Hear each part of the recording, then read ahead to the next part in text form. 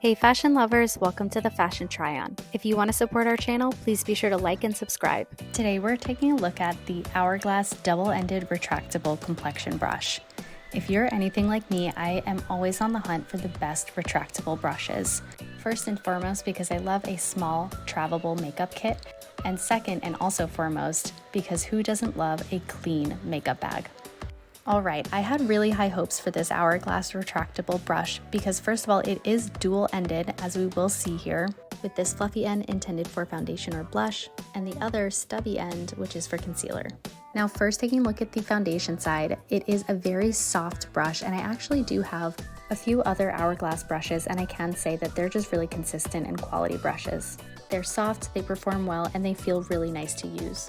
One negative about this brush is that it does feel a little large.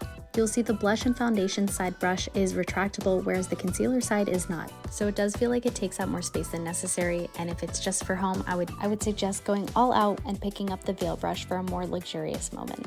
Let us know if you agree in the comments below, and be sure to subscribe.